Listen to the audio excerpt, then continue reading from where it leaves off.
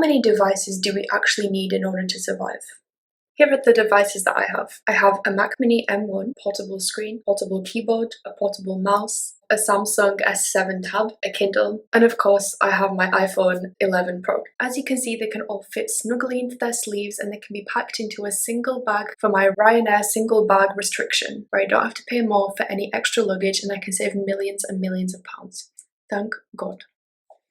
These are just the things that I need. However, there are other people who have other kinds of needs. A lot of these times, these other needs are more visible. What happens when technologies are more than just fun? When they actually enhance us in some kind of way, specifically when they enhance our brain functioning. This is something that we call the Brain-Computer Interface Assistive Technologies, so BCI technologies. They are intended to acknowledge that we have some kind of cognitive impairments which could be improved with the assistive technology applied. These can be through invasive and also non-invasive methods. Some of the most popular and some of the most current advances in this are, for example, Neuralink, and even as recent as the Neo home robot from 1X Technologies. Now, these are incredible advancements and they really push us to the next level of BCI. They can also help on the more clinical side of things, where people actually have mobility impairments or have some kind of age-related cognitive deficits. This is kind of what Neuralink purports to do. The purpose of Neuralink,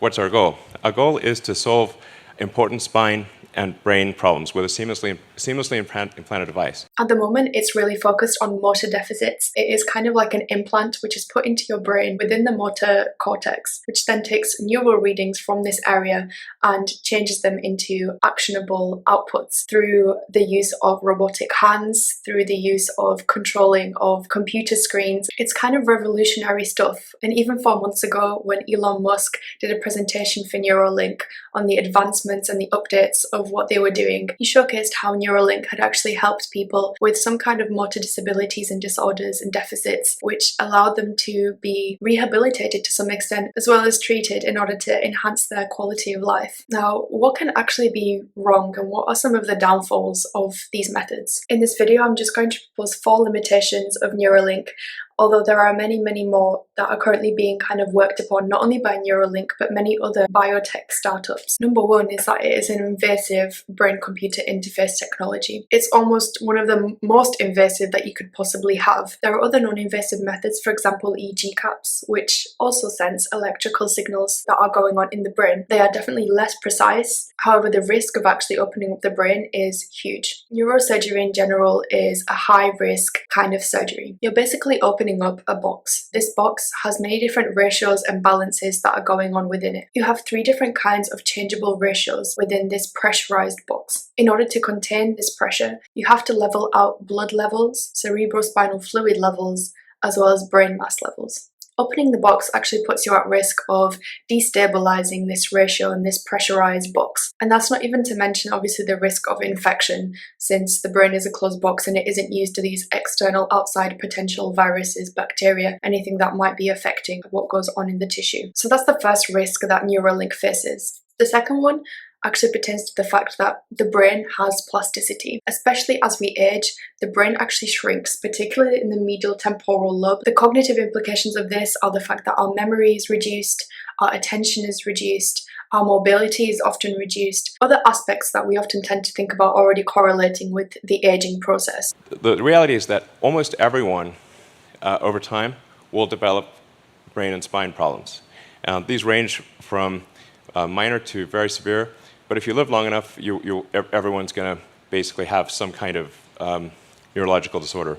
Then what happens when we have electrodes implanted within these areas and these areas actually change around and shift? Is an electrode, this cold, unchanging aspect of technology, able to actually adapt to these biologically changing aspects of aging? The good thing about Neuralink is that it has these malleable electrodes, which differ from the other implantables that have previously been put forward onto the market. It means that it can target very specific neurons in the hundreds, which means that it can take more selective readings that are clearer and also can, I guess, change with the brain to some extent. However, one of the big pullbacks drawbacks of the Neuralink implant is the fact that it isn't as malleable as we would potentially like it to be, as much as a biological implant would be. So that's the second problem that Neuralink are facing at the moment. It's this plasticity of the brain and this ever-changing biology. The third problem is actually the problem of interpretability and classification. Within many different brain-computer interfaces, there are many different steps that are standardized and typically taken in order to calibrate people to the device. The first step is actually taking the signal from the human and having some kind of reading for it. This can be from an electrode or through some other invasive or non-invasive methodology. Then comes the pre-processing. Oftentimes you take the signal and you have external signals which are also picked up, whether it's eye movements, head movements, anything else that kind of could be classified as noise or external to the signal that you want to take. The pre-processing steps essentially take out these external signals and keep the one that you want to focus on. Third, you have a feature selection step. Because, for example, a Neuralink implant takes many different readings from lots of different neurons, you want to pick out which neurons are the most important or the least important for the specific task that you're trying to classify. Through doing some good feature selection and having this in the pipeline, you then are able to create an even better model in the next step, which is basically the classification step of reading these signals and having a model predict what these signals mean, with potentially some added statistics of certainty as well as accuracy. The final step is to translate this classification into an actual movement that is either outputted through a robotic hand, through a cursor changing on a screen, through something actually happening, maybe words appearing on the screen that translate these neural signals into things that you're able to interact with. A lot of the times when we're just taking neural signals, they can mean many different things. When your model is inaccurate, you can have movements where a person will want to move their hand left, but instead the model thinks that they want to move their hand right.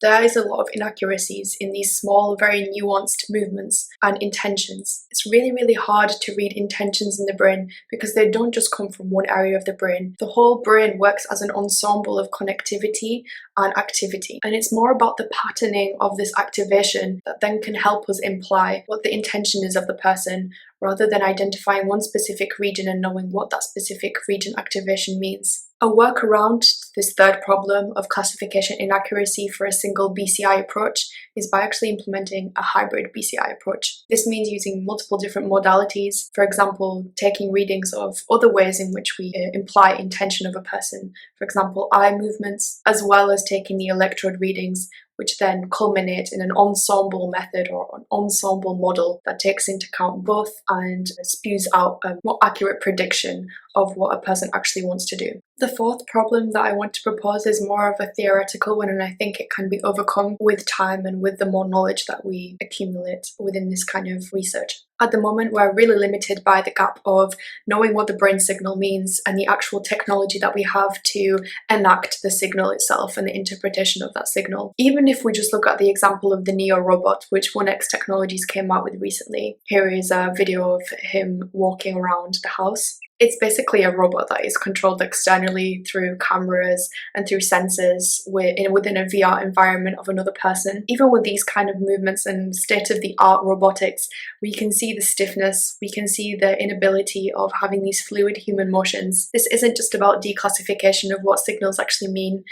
It's about having the ability to enact the exact signals even if we do classify them correctly. There is a lot of nuance in movement, and we can automatically see when something is robotic and when it is more human and flowing. It kind of seems like we're at the beginnings of an evolution and there are clear gaps in order to be filled, and they are being filled. However, we don't want to disillusion ourselves and say we are here when we are at least 20, 30 years away. At the moment, all we can do is really focus on clinical populations and the people who are most in need. So as you can tell, I'm super excited about Neuralink and I'm super excited about Neo. I just think that these technologies are not quite where they need to be, and they need to be addressing the problems that are evident within the current academic literature, as well as the user feedback that they're getting. That's not to say that the progress that is currently going on isn't incredible. I'm so happy to be able to have the technologies that I have in order to make my life much more easier, that I'm able to read books on my electronic Kindle device, that I'm able to take notes all in one place on my tablet, that I'm able to move around with this computer that I have, to be able to travel with it, to not have it be huge and clunky, but to have it be portable like I need it to be.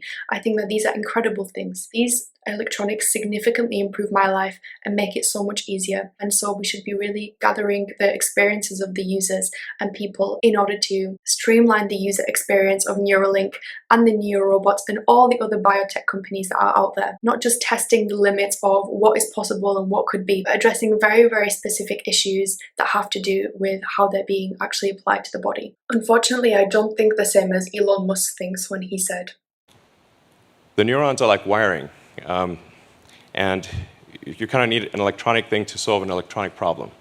I think it's a reductionist view, and I think it kind of oversimplifies the human brain completely, even though I know that he is very well read and probably is in much more higher end academic circles than I am. So I'm sure, like all of you, I'm looking forward to seeing what's next. That's it.